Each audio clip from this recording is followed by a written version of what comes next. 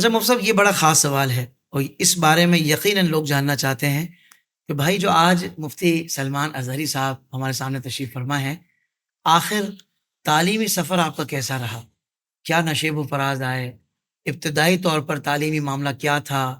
کس نے شروع میں آپ کو تعلیم دی اور کس طرح آپ نے تعلیم حاصل کی؟ اور پھر آگے جامعۃ الازہر تک کا جو سفر ہے، میں چاہوں گا کہ حضرت کی زبانی سنتے ہیں۔ دیکھیے، یہ سب معاملات من جانب اللہ ہے۔ اللہ تبارک و تعالیٰ نے قرآن میں فرمایا ہے، ذالک فضل اللہ یؤتیہ من یشاء، یہ اللہ کا فضل ہے، وہ جسے چاہتا عطا کرتا ہے۔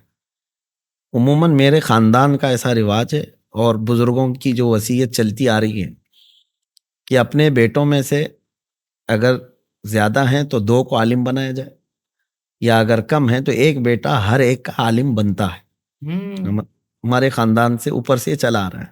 صحیح۔ تو میرے والد گرامی نے ہمارے بڑے بھائی صاحب کو عالم تو بنایا، وہ بھی جامعہ اشرفیہ مبارک پور سے فارغ ہوئے، حضرت علامہ مفتی زبیر احمد مصباحی صاحب۔ سبحان اللہ، وہ میرے استاد بھی ہیں، بڑے بھائی بھی ہیں۔ بہت خوب۔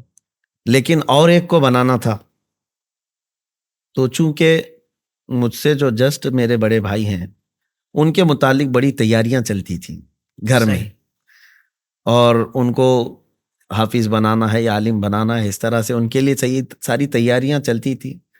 ہمارا تو ایسا مسئلہ نہیں تھا۔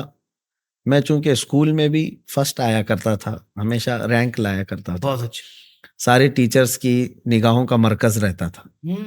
اور مجھے جب میں شاید 5th یا 6th کلاس میں ہوتا، اس وقت بھی ٹیچرز جو ہے نا مجھے وہ ڈاکٹر کہتے تھے۔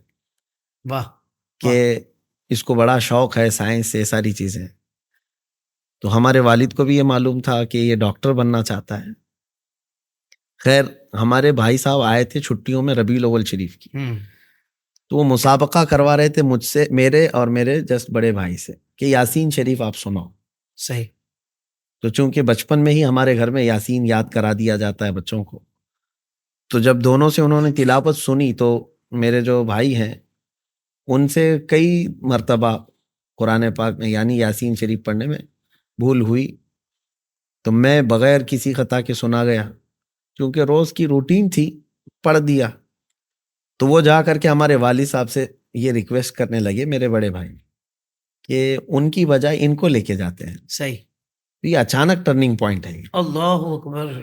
تیاریاں ان کی تھی، واہ، لیکن اچانک جو ہے ان کی سفارش کے نام کا قرآن نکلا ہے۔ قرآن نکلا۔ سبحان اللہ۔ اور قرے کی بات آئی ہے تو اب حالات ایسے ہیں، میں تو مقتل میں بھی قسمت کا سکندر نکلا، قرے فال میرے نام کا اکثر نکلا۔ اکثر نکلا، سبحان اللہ۔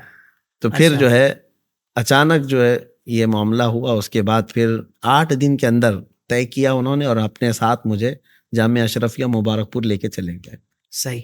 اور پھر وہاں میں نے حفظ کی تعلیم حاصل کی، اور اس کے بعد بیچ میں طلبہ کے لیے میں نصیحت کے ساتھ کرتا ہوں۔ پہلی مرتبہ دور گیا تھا، تقریباً 2000 کلومیٹر کا سفر ہوتا ہے ہمارے گھر سے، یہ اشرفیہ مبارک پور کا سفر، بہت لمبا سفر ہے۔ چند دنوں کے بعد گھبراہٹ، والدین کی یاد اور یہ ساری چیزیں، واپس آئے تو پھر اسکول کے ساتھیوں نے اور ٹیچرز نے پھر وہ دماغ میں ڈالنی شروع کی۔ 6 مہینے کی چھٹی کے بعد آیا تھا کہ تم تو ڈاکٹر بننے والے تھے، یہ اچانک کہاں چلے گئے مدرسے میں۔ تو میں تھوڑا سا کبیدہ خاطر ہو کر اپنے والد صاحب کے پاس آ کر یہ بات عرض کیا، تو ان کا ایک جملہ آج بھی مجھے یاد۔